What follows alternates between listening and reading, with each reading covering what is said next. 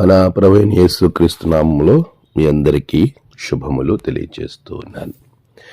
లెంట్లోని 21వ దినం కొరకు ఏర్పాటు చేయబడిన దైవలేఖన భాగములు ఇర్మియా గ్రంథం 23వ అధ్యాయం 22వ వచనం, మత్తయి సువార్త 25వ అధ్యాయం 14 నుండి 30, 53వ కీర్తన. 3 పాఠ్య భాగాల ఆధారంగా మనకి ఇవ్వబడిన అంశం వివేకం, డిస్క్రియేషన్. త్రియేక దేవుని నామంలో అందరికీ శుభాభివందనాలు తెలియజేస్తున్నాను. ప్రియులరా, దేవుని యొక్క మాటలు మనల్ని ప్రతిదినము ఆయనతో సహవాసములో ఉండేలా చేస్తూ ఉన్నాయి. ఈరోజు ధ్యానాంశం వివేకం. ఇది చాలా ప్రాముఖ్యమైనటువంటి అంశంగా ఉంది.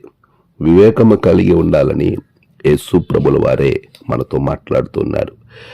పామురం వలె నిష్కపటులై పాము వలె వివేకం కలిగి ఉండండి మీరు అని ప్రభువు మత్తయి సువార్త 10వ అధ్యాయం 16వ వచనంలో చాలా స్పష్టంగా ఆయన చెప్తూ ఉన్నారు.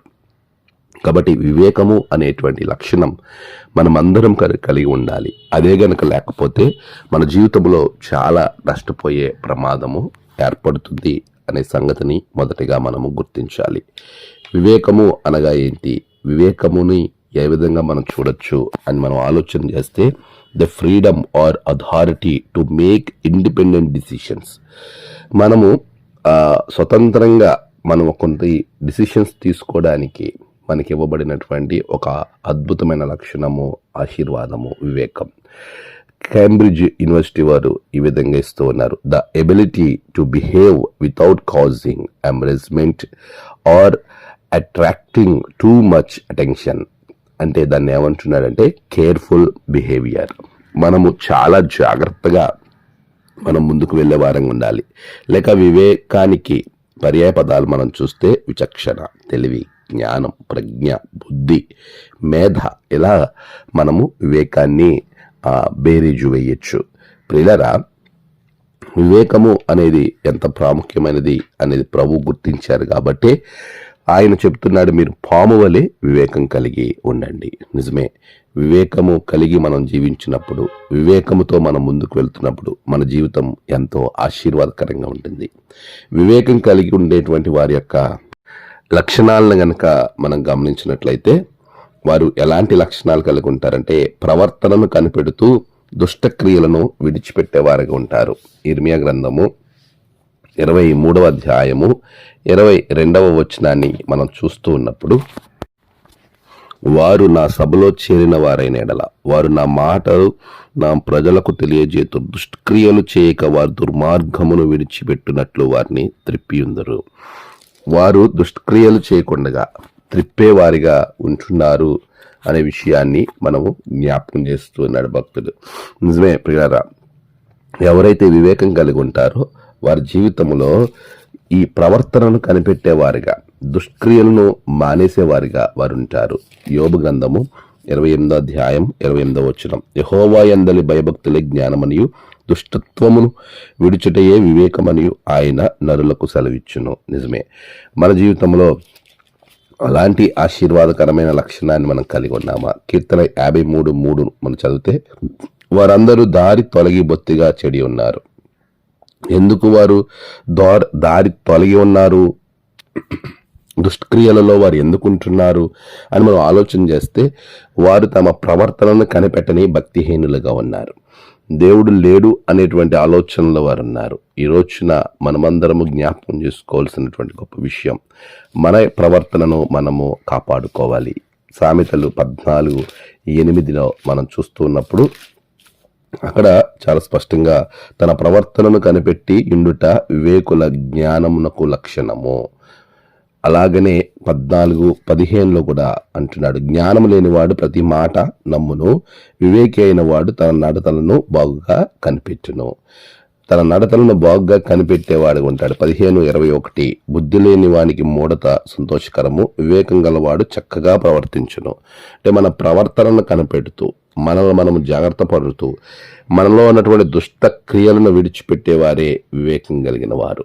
రెండవ లక్షణం, దేవుణ్ణి గుర్తించి దేవుని మాటలను ఇతరులకు తెలియజేసేవారిగా ఉంటారు. కీర్తన 53:1 దేవుడు లేడని బుద్ధిహీనులు తమ హృదయంలో అనుకుంటాడు. అంతేకాదు వాక్యం చెప్తుంది, వివేకము కలిగి దేవుని వెతుకువారు కలరేమో అని ఆయన ఆకాశం నుండి నరులను చూచుచున్నాడు. 1-2 వచనాలు. అంటే దేవుడు లేడు అంటారు కొంతమంది, ఇంకా దేవుని గురించి ఆలోచన ఉండదు. ఎవరైనా దేవుణ్ణి వెతికేవారు ఉన్నారేమో అని, అలా వెతికేవారే వివేకం కలిగిన వారు, అంటే దేవుణ్ణి గుర్తించిన వారు. ఇర్మియా గ్రంథము 23వ అధ్యాయము 22వ వచనంలో అంటున్నాడు, అనేకులను త్రిప్పుదురు. నిజమే, మనము దేవుని వైపు త్రిప్పేవారు ఉండాలి. వారు నా సభలో చేరిన వారైన ఎడల వారు నా మాటలు నా ప్రజలకు తెలియచేతురు. దేవుని మాటలను తన ప్రజలకు తెలియజేసేవారిగా ఉంటారు. మరి నువ్వు అలా తెలియజేసేవారిగా ఉంటున్నావా?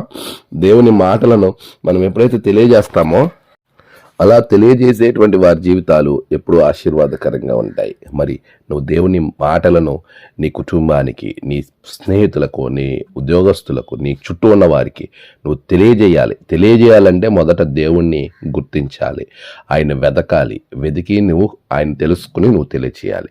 అందరయ్య యేసు ప్రభుతో కలిసి వెళ్ళి యేసుని గురించి తెలుసుకుని తన సహోదరుడైన పేతురికి తెలియజేశాడు.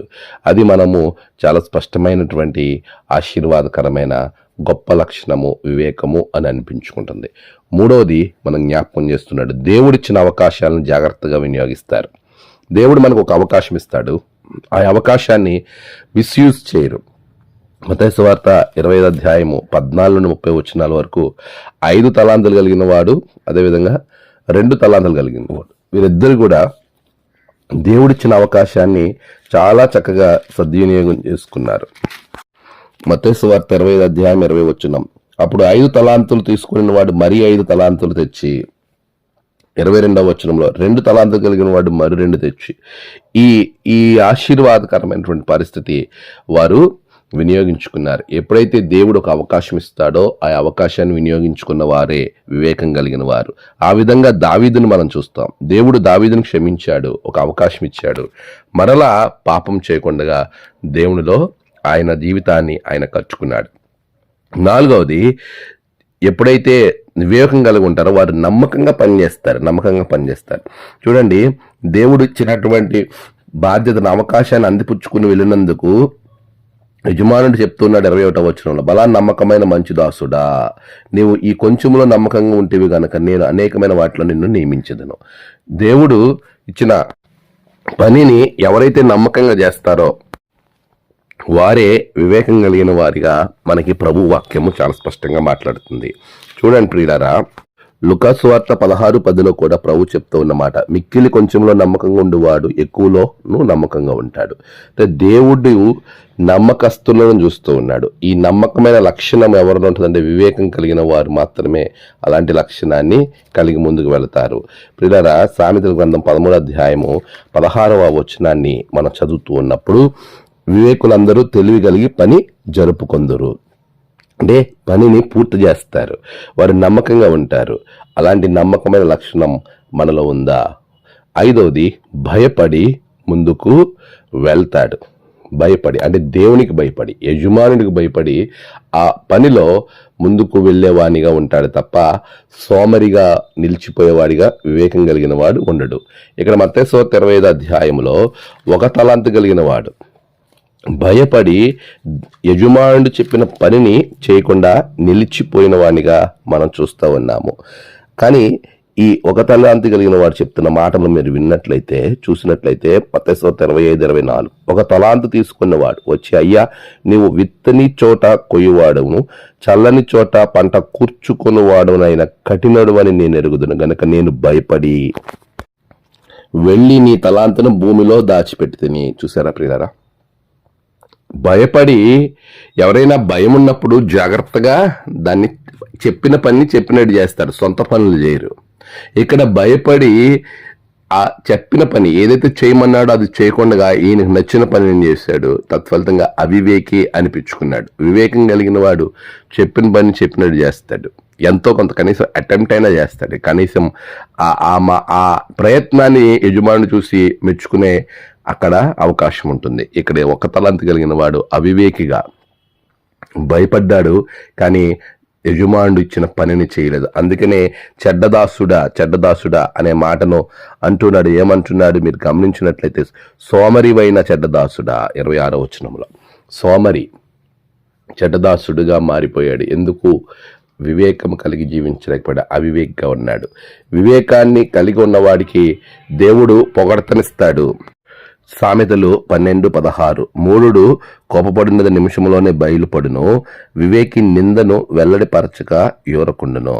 మనము మన జీవితంలో ఈ అద్భుతమైన ఆశీర్వాదము మనకి అనుగ్రహింపబడతా ఉంటుంది. మనము గొప్పవారంగా ఉండగలుగుతాం.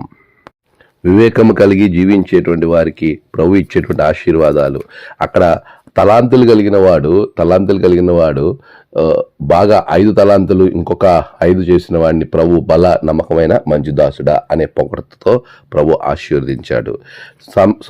సమూయేలు మొదటి గ్రంథము 18వ అధ్యాయము 30వ వచనాన్ని మనం చదువుతున్నప్పుడు, ఫిలిస్తీన్ల సర్దారులు యుద్ధమునకు బయలుదేరుచు వచ్చిరి. వారు బయలుదేరినప్పుడల్లా దావీదు బహు వివేకము కలిగి ప్రవర్తించుచూ రాగా సౌలు సేవకులందరికంటే అతని పేరు బహు ప్రసిద్ధికెక్కెను. చూసారా, అలాంటి ప్రసిద్ధి దేవుడు నీకు ఇస్తాడు ఎప్పుడైతే నువ్వు వివేకంతో ఉంటుంది. వివేకం ఎలా వస్తుంది?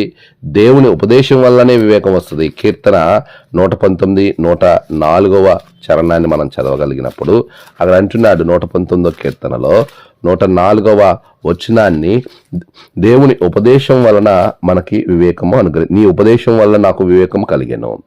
అలాగన ప్రభు వివేకాన్ని పొందుకోవడానికి దేవుని ఉపదేశం చాలా అవసరం. ఆయన వాక్యం ద్వారా మనము ఆ వాక్యాన్ని మనస్సును పెట్టడం ద్వారా మన జీవితంలో చాలా గొప్ప వివేకాన్ని సంపాదించుకుంటాం. రాబర్ట్ మోఫెట్ అనేటువంటి దైవజనుడు డిసెంబర్ 21, 1795లో జన్మించి ఆగస్టు 9, 1883లో ఆయన చనిపోయారు. ఆయన 1817లో ఆఫ్రికా వెళ్ళి స్థానిక భాష అయినటువంటి ట్వస్నా నేర్చుకుని బైబుల్ని వారి భాషల్లోకి తర్జుమా చేశాడు. కుర్మన్లో ఒక మిషన్ స్టేషన్ని, పాఠశాలని, చర్చిని ఏర్పాటు చేశాడు. తన భార్య మేరీ కూడా ఆయన కుమార్తె కూడా ఆ పరిచర్యలో ఎంతో భారం కలిగి అక్కడ సేవ చేశాడు. ఆయన అంటున్నాడు, నేను పొగ ఎగసి కనిపించే 1000 గ్రామాలను చూస్తున్నాను, అక్కడ ఇంకా సువార్త వినలేదు. రాబర్ట్ మోఫెట్ అనేటువంటి ఆయన వాళ్ళందరికీ కూడా దేవుని సువార్తను, దేవుని యొక్క సువార్త ద్వారా వారికి భాషను, వారికి విద్యను నేర్పించిన గొప్ప దైవజనుడు. అనేక మంది దేవుళ్ళనికి మారారు.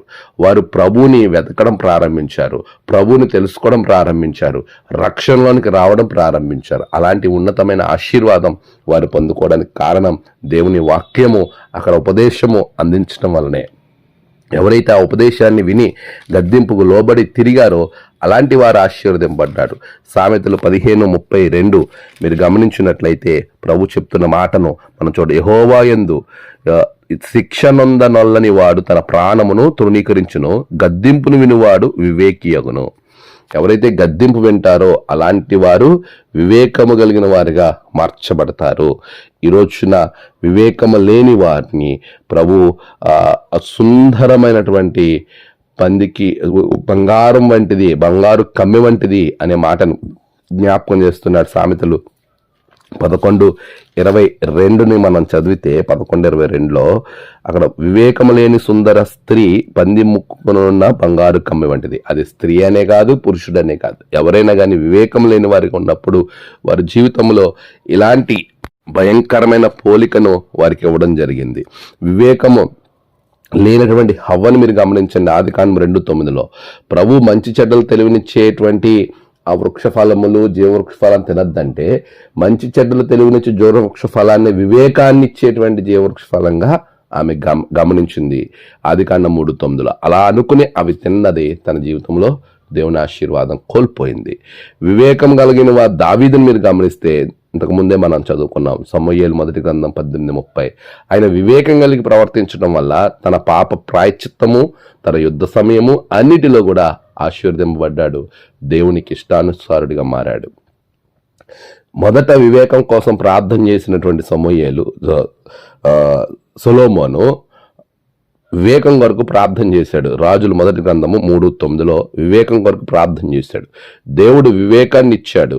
తర్వాత రాజులు మొదటి గ్రంథం 11:2-3 మీరు గమనించినప్పుడు అతని యొక్క భార్యలు ఆయనకున్నటువంటి ఆ శారీరక వాంఛ వలన అనేక మంది భార్యలను తెచ్చుకోవడం ద్వారా వారు ఆయన మనస్సును త్రిపివేయగా వివేకాన్ని కోల్పోయి దేవుణ్ణి వదిలిపెట్టి లోకానుసారంగా కలిసిపోయాడు. ఒకరేమో వివేకం లేనటువంటి వారు, ఒకరేమో వివేకం కలిగిన వారు, మరొకరేమో వివేకాన్ని దేవుని ద్వారా పొందుకుని లోకం ద్వారా పోగొట్టుకున్నవారు. ఈరోజు నువ్వు ఎలాగున్నావు? నీ వివేకం ఎలాగుంది? ప్రభు అంటున్నాడు, పాము వలె వివేకము, అదే సమయంలో పామురం వలె నిష్కపటం. అలా జీవించుటకు పరిశుద్ధాత్మ దేవుడు మీకు సహాయము దయచేయునుగాక. ఆమేన్. ప్రార్థన. సర్వోన్నతుడ గొప్ప దేవ, నీ బిడ్డలను ఆశీర్వదించండి, దీవించండి, నీ కృపలో ముందుకు నడిపించండి. వివేకము కలిగి దీవించేటువంటి గొప్ప ఆశీర్వాదం బిడ్డలకు దయచేయండి. వారి ఆలోచనలన్నీ నెరవేర్చమని క్రీస్తు పేరట అడిగి వేడుకొంచున్నాం తండ్రి. ఆమేన్. తండ్రి, కుమార, పరిశుద్ధాత్మ త్రియేక దేవుని ఆశీర్వాదం మీకు తోడుగా ఉండి నడిపించునుగాక. ఆమేన్.